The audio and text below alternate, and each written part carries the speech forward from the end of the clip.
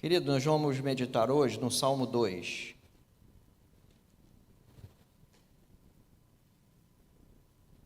Eu convido a congregação a ficar em pé para a leitura do texto.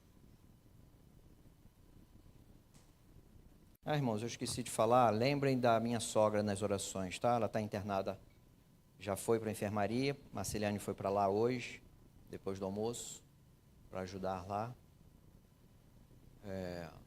Ela vai precisar fazer um procedimento no Rio, eu não sei exatamente o detalhe, não sei como é que também não me informaram direito. Mas orem por ela, tá? Além da demanda, né, do Alzheimer, ela agora está com essa infecção controlada já, está no hospital, mas precisa dos cuidados, tá? Salmo 2, então. Por que se enfurecem as nações e os povos imaginam coisas vãs? Os reis da terra se levantam e as autoridades conspiram contra o Senhor e contra o seu ungido, dizendo: vamos romper os seus laços e sacudir de nós as suas algemas. Aquele que habita nos céus dá risada. O Senhor zomba deles. Na sua ira, a seu tempo lhes falará, e no seu furor os deixará apavorados, dizendo: eu constituí o meu rei sobre o meu santo monte Sião. O rei diz: proclamarei o decreto do Senhor.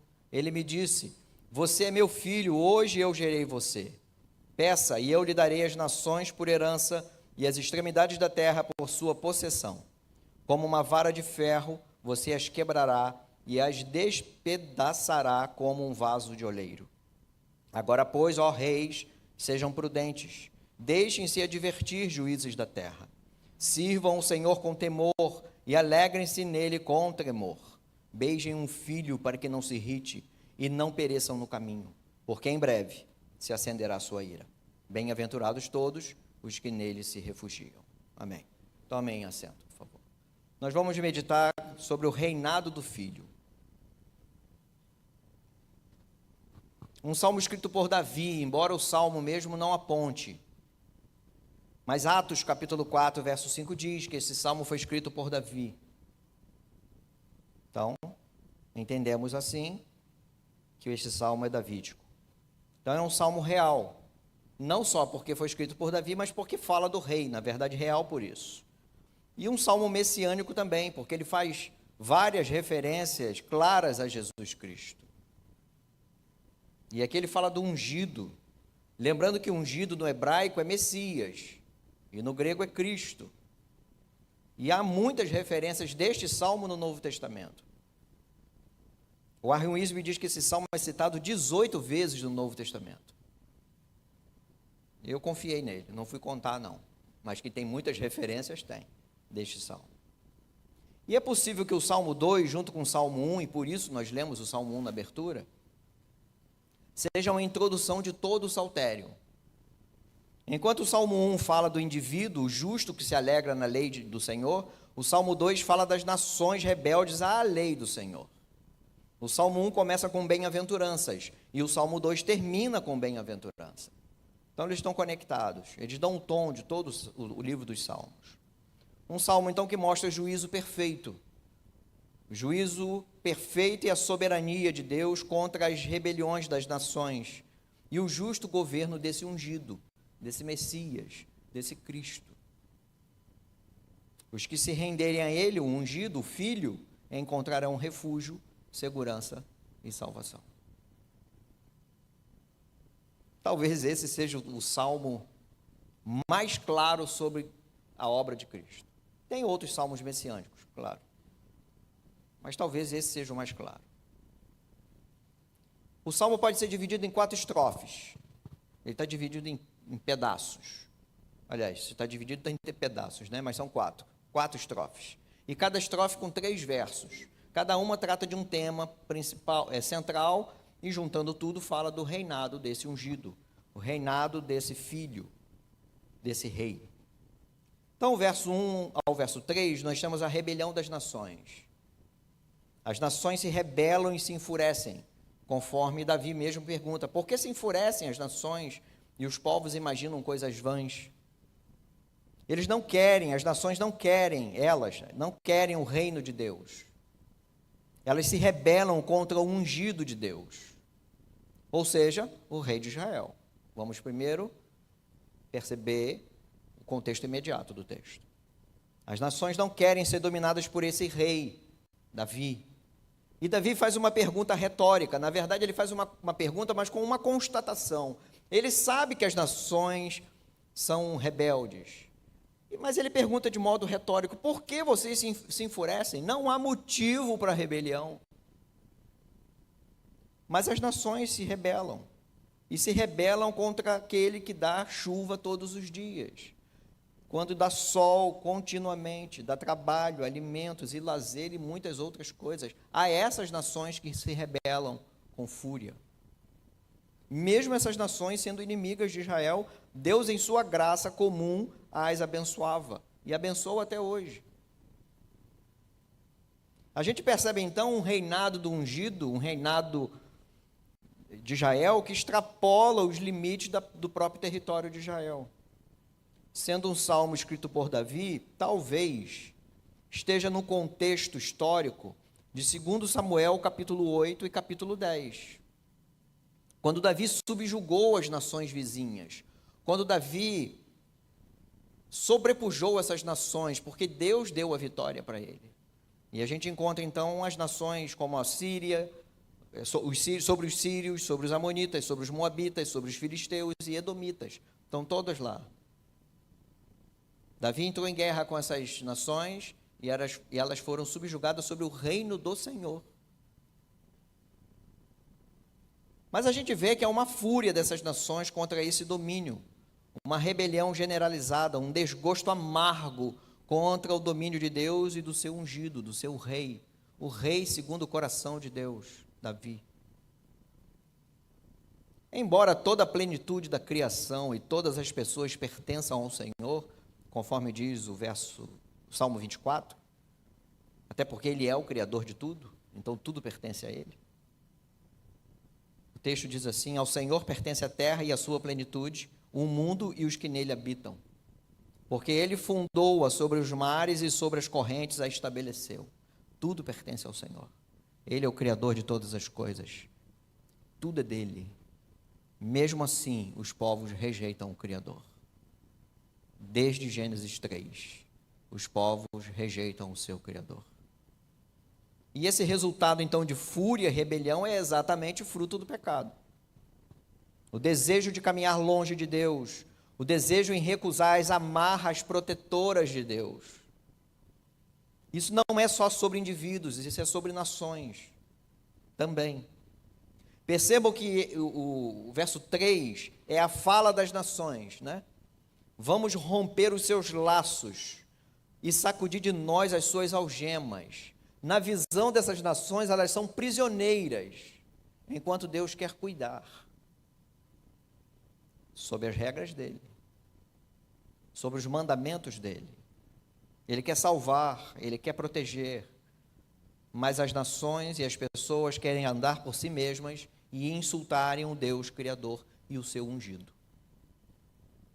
É claro que nós estamos falando de Davi aqui, de contexto imediato. O rei escolhido por Yahvé, segundo Samuel capítulo 7. Mas todas essas coisas se completam e se realizam plenamente em Jesus, Mateus capítulo 1, quando mostra que Jesus é o cumprimento das promessas feitas a Davi, lá na genealogia. Para quem acha que genealogia está à toa na Bíblia, a genealogia de Mateus 1 mostra que Jesus é o prometido rei da linhagem de Davi. Ele é o ungido, ele é o Messias, ele é o Cristo. Então, quando as nações se enfurecem e se rebelam contra Deus, é contra o seu Messias, é contra o seu rei que estão se rebelando. Foi o grito do povo em Jerusalém ao crucificar Jesus. Crucificam. Eu estou falando baixinho, mas gritavam. Crucificaram o Rei dos Reis. Jesus avisou os seus discípulos que eles seriam odiados porque o mundo odeia o Pai e o Filho. Diz assim em João 15: quem odeia a mim, odeia também o meu Pai.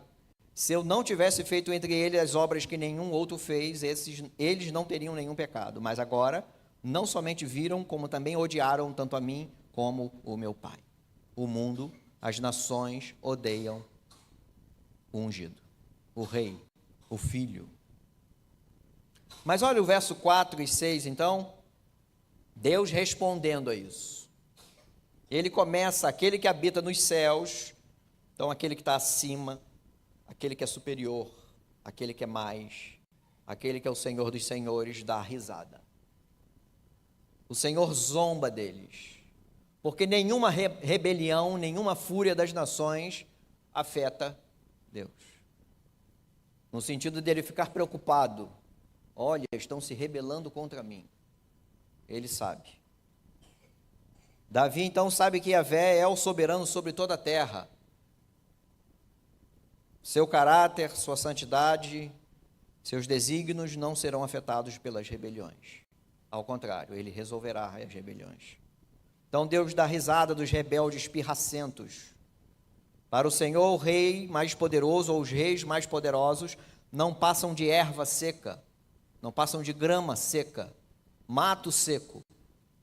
E as nações mais poderosas não passam de gotas de água num balde. Isaías 40 diz assim: uma voz diz, proclame, e alguém pergunta, que hei de proclamar?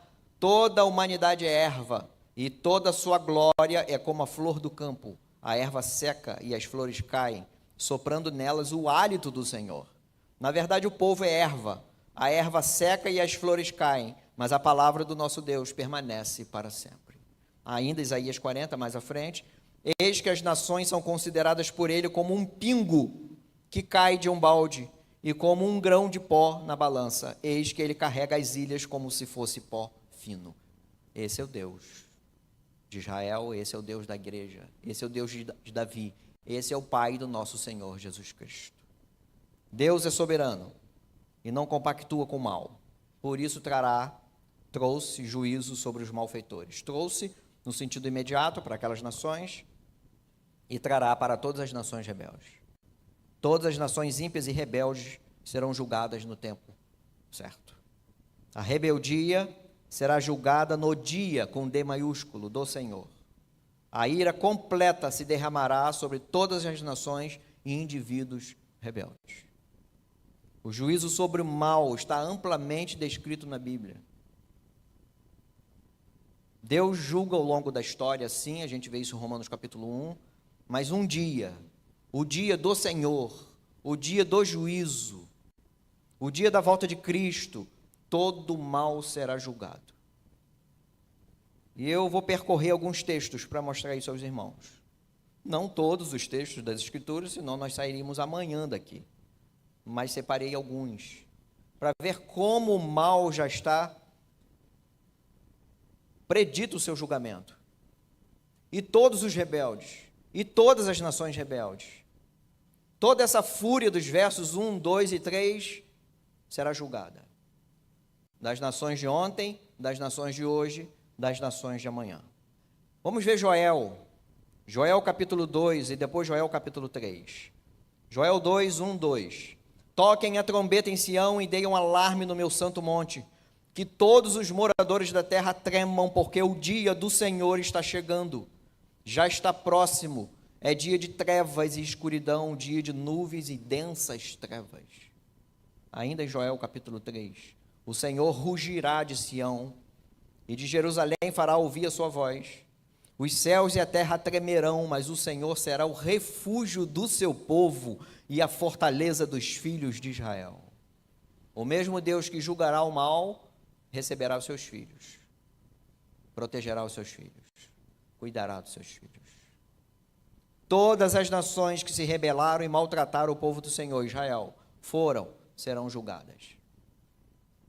Vamos ver Amós capítulo 5.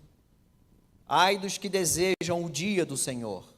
Para que vocês desejam o dia do Senhor? Será um dia de trevas e não de luz. Será como se um homem fugisse de um leão e lhe saísse ao encontro um urso. Ou como se entrando em casa e encostando a mão na parede fosse mordido por uma cobra. O dia do Senhor será um dia de trevas e não de luz. Será um dia de completa escuridão, sem nenhuma claridade. Como alguém pode desejar sem Cristo, sem ungido, sem o Rei, sem o Filho, o dia do Senhor. Como nós cantamos Maranata, vem Jesus, sem Jesus. É melhor não pedir que venha. Porque sem Jesus será dia de trevas, dia de escuridão, dia de pavor. Vai tentar fugir, mas não poderá fugir, porque não terá para onde fugir. Conforme o texto diz, será como fugir de um leão e ser atacado por um urso. Não tem escapatória. Vamos para o Novo Testamento, veja Mateus. Todos os que caminham no mal e perseguiram a igreja serão julgados. Mateus 25. Quando o Filho do Homem vier na sua majestade e todos os anjos com ele, então se assentará no trono da sua glória. Todas as nações serão reunidas em sua presença, e ele separará uns dos outros, como o pastor separa as ovelhas dos cabritos. Porá as ovelhas à sua direita e os cabritos à sua esquerda. As ovelhas aqui para a salvação e os cabritos para a perdição. É a sequência do texto. Porque a ovelha é mansa, é submissa, cabrito é rebelde, dá chifrada, não é confiável.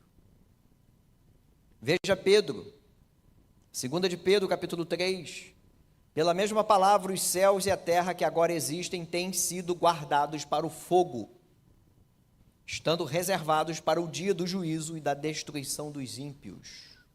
Então vejam, amados, que desde o Antigo Testamento, repetindo-se e ampliando no Novo Testamento, porque tudo aquilo que as nações rebeldes foram julgadas por Deus, e a gente vê nos profetas menores essas nações que se rebelaram contra o Senhor e perseguiram Israel, foram julgados.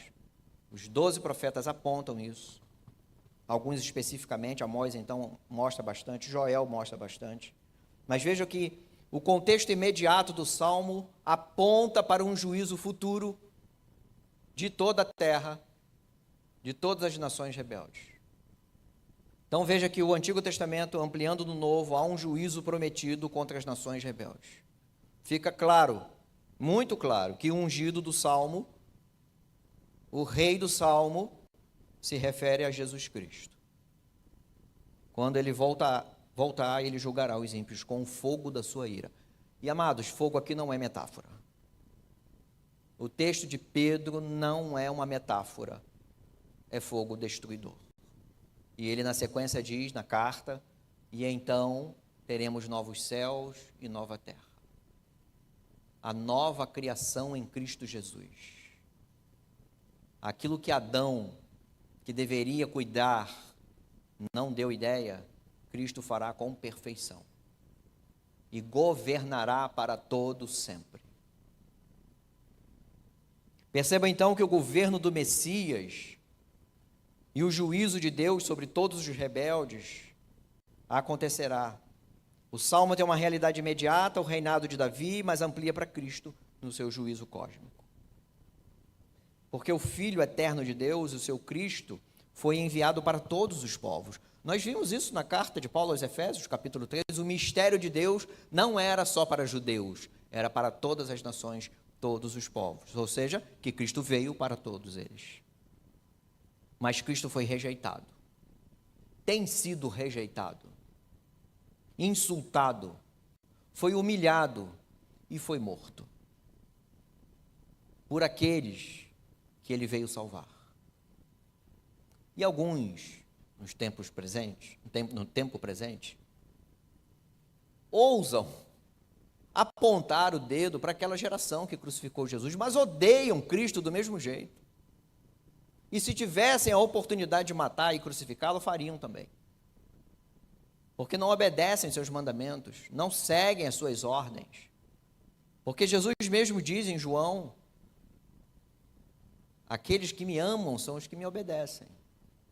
Então, se não obedecem, não amam. Fazem pouco caso. Então, a gente percebe e vê que o juízo de Deus e o juízo do seu ungido será um momento de terror. Por isso, Deus dá risada, então, da pirraça e da rebeldia, da fúria das nações. Deus não se abala com a rebelião dos povos. Deus dá oportunidade, e a gente já vai ver isso. mas trará juízo. Versos 7 ao 9 é sobre o governo divino, o governo do ungido, o governo do rei. O salmista então fala da constituição do rei no verso 7. O rei diz, agora é o rei que está dizendo. No verso 6, Deus constituiu o seu rei para julgar. Agora no 7, o rei diz: proclamarei o decreto do Senhor. Ele me disse: você é meu filho, hoje eu gerei você. Esse verso aqui, ele é repetido muitas vezes no Novo Testamento. É a aliança feita com Davi, então, e é o seu descendente que governaria para todo sempre sobre todas as nações, está lá em 2 Samuel, capítulo 7, se cumpre em Cristo, conforme já falei, o Rei eterno. Deus constituiu o seu ungido, o seu Messias, o seu Cristo, o seu Rei sacerdote. Essa é a citação. Tu és meu filho e hoje eu te gerei. Mas não foi o pai que gerou o filho é Deus na eternidade. É Deus igual o Pai, igual o Espírito Santo. Então foi gerado em quê? Jesus foi gerado pelo Pai, coroado pelo Pai como rei na sua ressurreição, como sumo sacerdote na sua ressurreição. Porque o Novo Testamento diz isso. Esse verso ele é citado em Mateus 3, Marcos 1, Lucas 3 e João 1. E esse verso é citado quando Deus fala de Jesus como um filho que lhe traz alegria, lhe traz prazer no batismo, na transfiguração. Ouçam ele me dá alegria. Em Atos 13, Paulo usa esse verso para falar da ressurreição de Jesus. E nós anunciamos a vocês o evangelho da promessa feita aos nossos pais, como Deus a cumpriu plenamente a nós, seus filhos, ressuscitando Jesus, como também está escrito no Salmo número 2, você é meu filho, hoje eu gerei você. Hebreus capítulo 1, o autor usa o texto para falar que Jesus é maior que os anjos, usa esse texto. A quem Deus disse, você é meu filho, hoje eu gerei você? Somente a Jesus.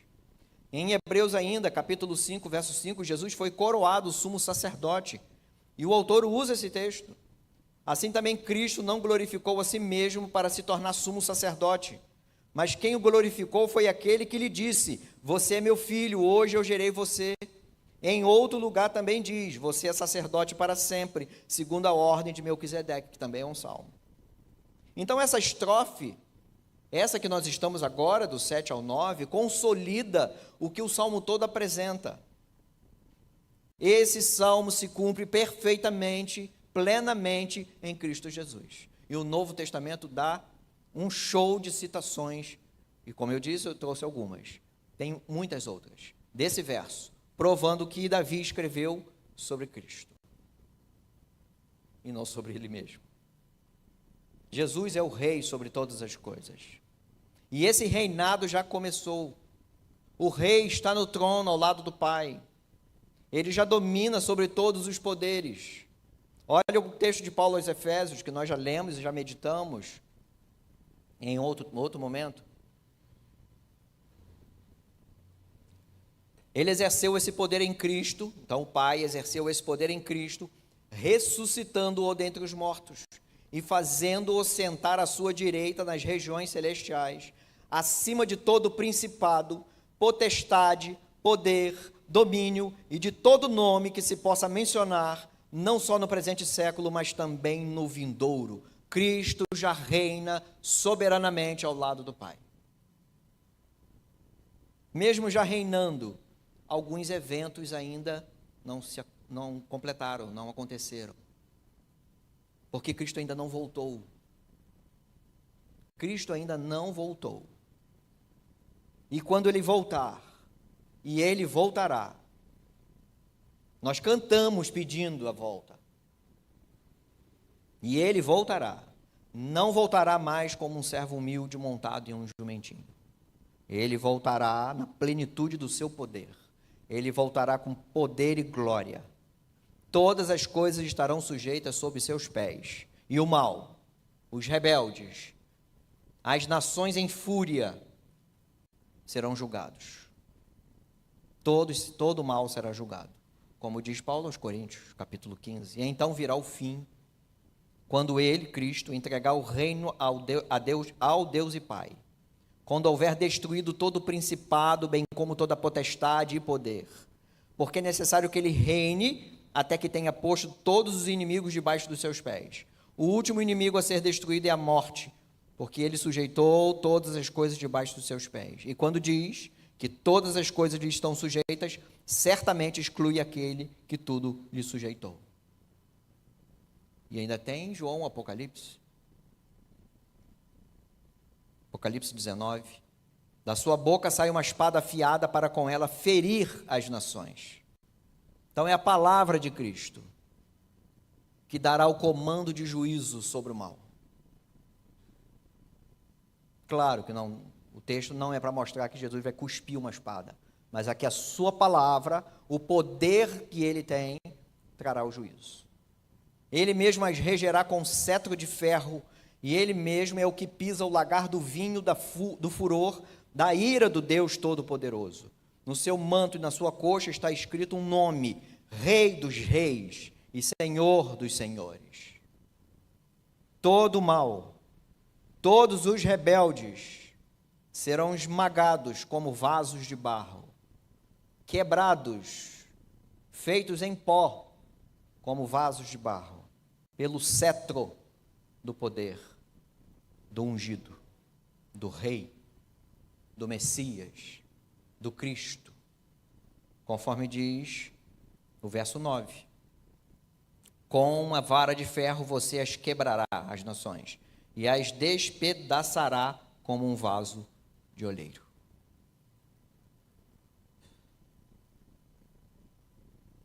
Isso deveria trazer terror. Deveria trazer terror. Porque não haverá segunda chance quando Cristo voltar. Quando ele apontar nos céus, com a miríade de anjos, em todo o poder e glória, não haverá segunda chance. Isso deveria causar terror. Mas presta atenção nos versos 10 e 12, que o Deus que julga, o Deus que trará a ira sobre o mal, o Deus que trará fogo destruidor para destruir o mal e todas as nações rebeldes, é um Deus compassivo também. E ele dá oportunidade para arrependimento, e é exatamente o tempo que nós vivemos, o tempo de arrependimento. É o tempo de oportunidade. Olha os últimos versos. Agora, pois, ó reis, sejam prudentes, deixem-se advertir, juízes da terra, sirvam o Senhor com temor, alegrem-se nele com tremor, beijem um filho para que não se irrite, não, o filho não se irrite, né? E não pereçam no caminho, porque em breve se acenderá a sua ira. É tempo de arrependimento. Pedro fala disso na sua segunda carta. Aquela pretensa demora que os rebeldes e os incautos, para não usar um outro nome, zombam, é misericórdia do Senhor, é compaixão do Senhor, é longanimidade do Senhor, de tempo para que as pessoas cheguem ao arrependimento. E os povos, as nações e as pessoas continuam zombando. E continuam dizendo, conforme o verso 3, vamos romper os laços, vamos sacudir de nós as algemas de Deus, nós não queremos ser guiados por Deus, é isso. Gente rebelde. Mas Deus oferece então esse tempo de arrependimento. Mesmo sendo rebeldes, mesmo fazendo pirraça, mesmo desdenhando de Deus e insultando o Criador, odiando Cristo e desobedecendo, Deus oferece tempo de arrependimento. Isso é amor. Isso é amor. Porque se nós tivéssemos esse poder, a gente já tinha mandado esse pessoal embora. Quiçá, nós também teríamos sido punidos. Porque nós também somos miseráveis, igreja. Se não fosse a graça salvadora e sustentadora dos céus, não existiria igreja. Deus avisa, eu vou punir o mal, arrependam-se. Deus avisa, sejam prudentes, pensem, permitam ser repreendidos, voltem com temor e tremor, ainda dá tempo. É tempo de compaixão, conforme eu disse, Pedro registra isso na sua segunda carta, no capítulo 3. É tempo de arrependimento. Esse tempo que a gente acha demorado, e muita gente já zombou e zomba até hoje, cadê Jesus que não volta? Está voltando de quê? A pé? É tempo de compaixão, é de longanimidade do Senhor, porque quando Ele voltar, repito pela terceira vez, não haverá segunda chance, e Ele voltará. Então pensem, é o que o texto está dizendo. Sejam prudentes, deixem-se advertir, sirvam ao Senhor, se dobrem a Ele. Ele quer nosso bem.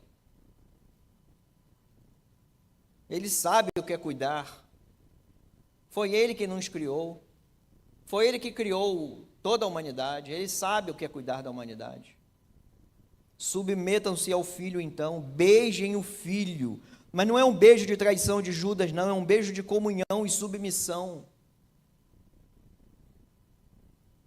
Porque o tempo da ira do Cordeiro, a ira do Filho eterno, a ira do ungido, a ira do Rei dos Reis, chegará. E não haverá escapatória.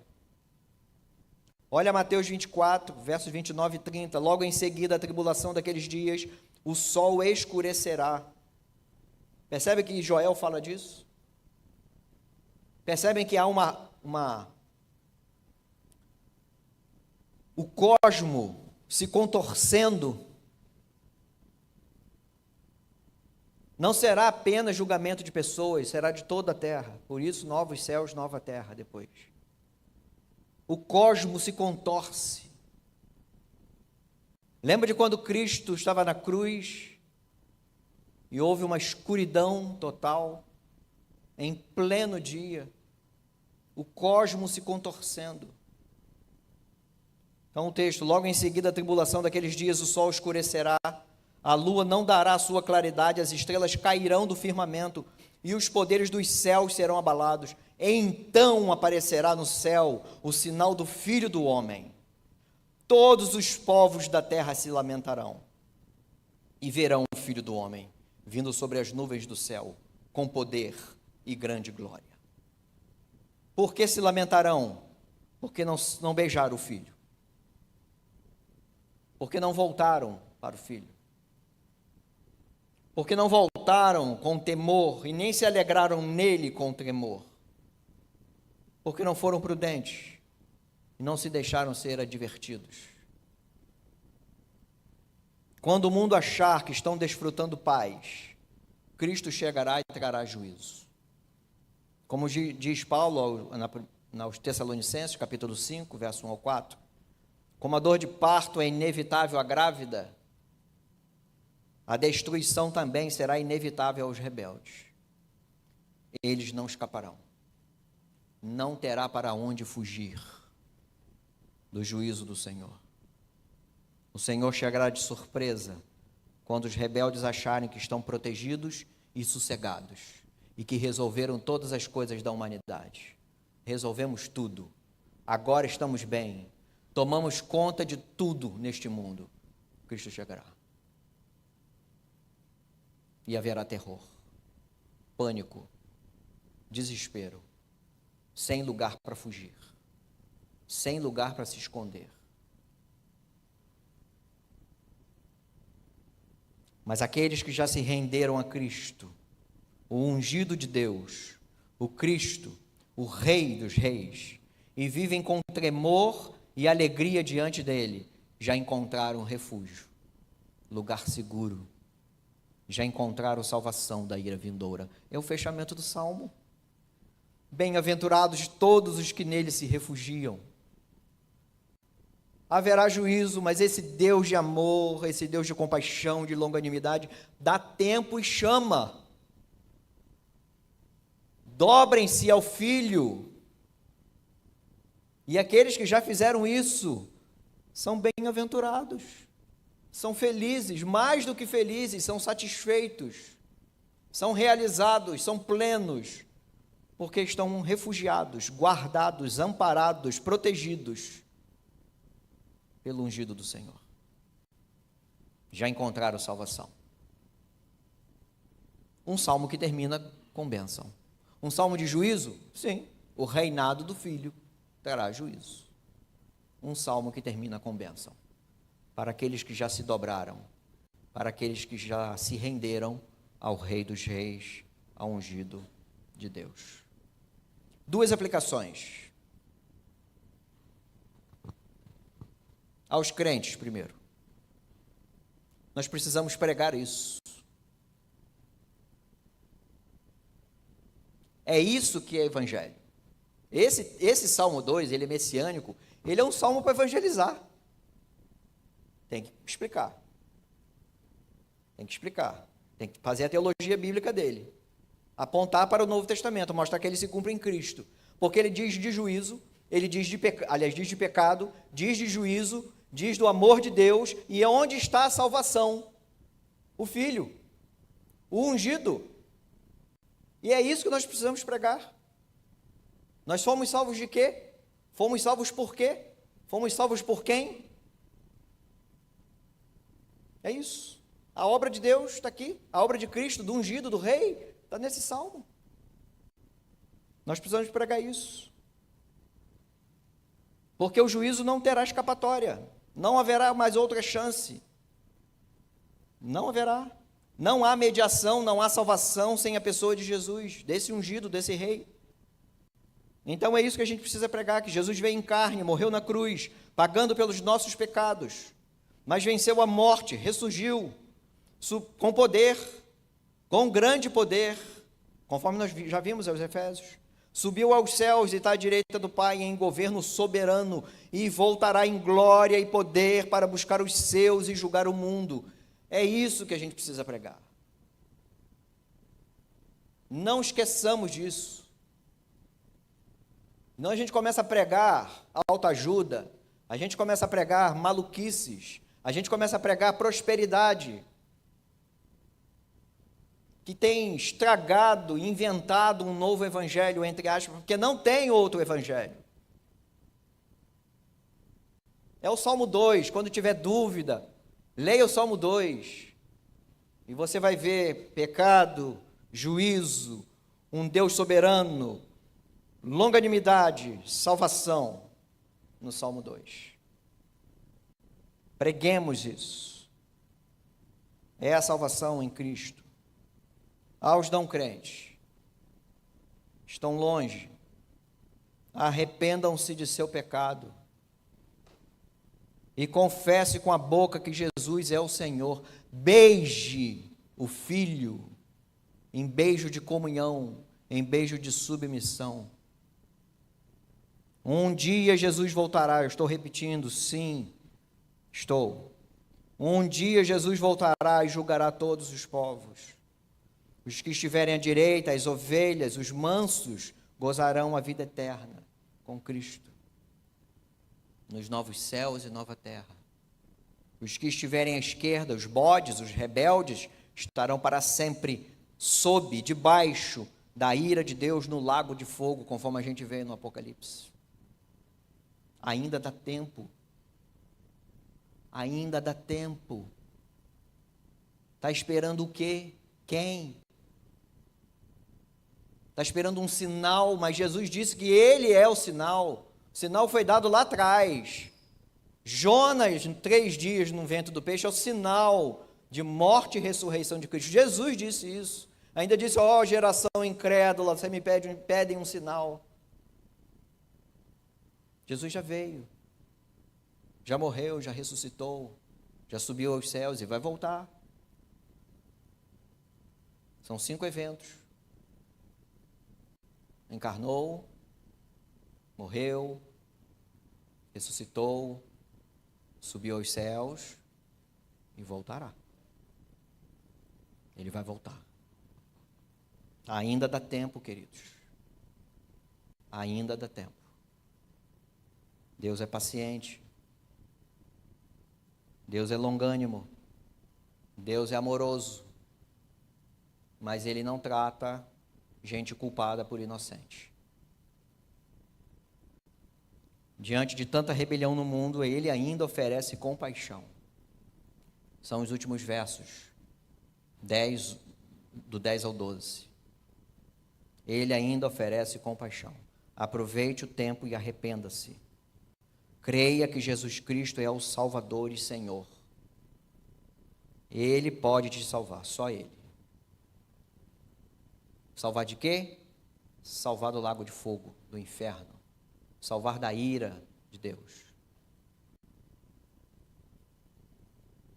Não é um estado mental. O inferno não é uma filosofia. O inferno não é um estado mental, nem é um estado espiritual. É ira eterna sobre o mal. É isso que a Bíblia diz. Como se livrar disso? Sozinho não vai. Só em Cristo. Porque Ele pagou pelos pecados.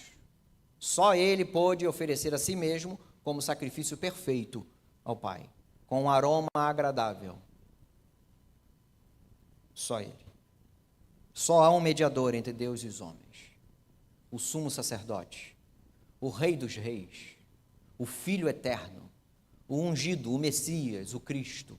Só Ele pode salvar. Arrependa-se do seu pecado e creia que Jesus Cristo é o Senhor e Salvador da sua vida. Quero concluir. A bênção do que conclui o Salmo 2 combina com os termos da bênção do início do Salmo 1. O Salmo 1 diz assim, então, para concluir: bem-aventurado é aquele que não anda no conselho dos ímpios, nem se detém no caminho dos pecadores, nem se assenta na roda dos escarnecedores. Vejam que o texto ele é dinâmico. Ele não anda com os ímpios, ele não para no caminho dos pecadores e nem se assenta na roda dos escarnecedores. Percebem que há um movimento de decadência aqui?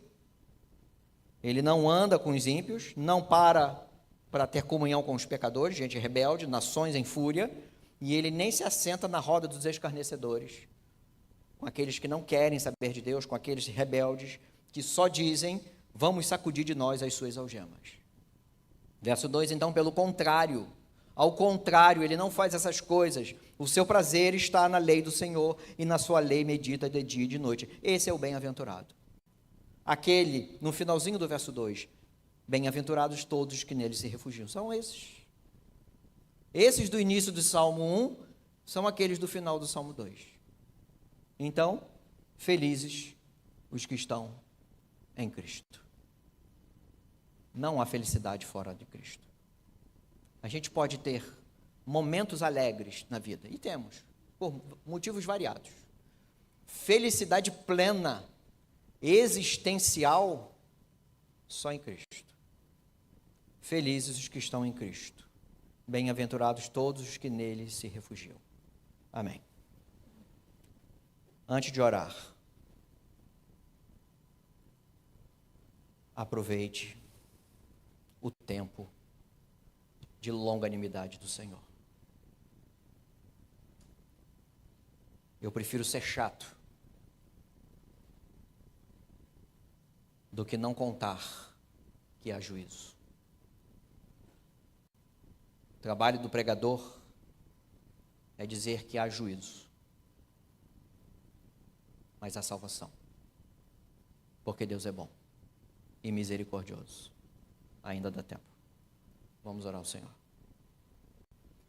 Senhor Deus de poder, Deus grande, Deus majestoso, soberano sobre céus e terra, nosso Salvador em Cristo Jesus.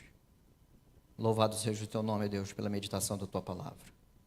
Obrigado porque Jesus encarnou, cumpriu a sua obra na cruz, ressuscitou em grande poder e está reinando desde já e voltará para nos buscar. Obrigado, Deus. Muito obrigado. Não merecíamos, não merecemos. O Senhor em amor nos salvou por graça. Mas também esta volta, ó Deus, de Cristo, do Filho, do ungido, trará juízo sobre a terra. Terá juízo sobre as nações ímpias, sobre os rebeldes, sobre os maus, mesmo que sejam bons cidadãos deste país, desta cidade, se forem rebeldes contra o Senhor, serão julgados. Ah, Deus, tua palavra diz que o Senhor tem sido longânimo, dando oportunidades.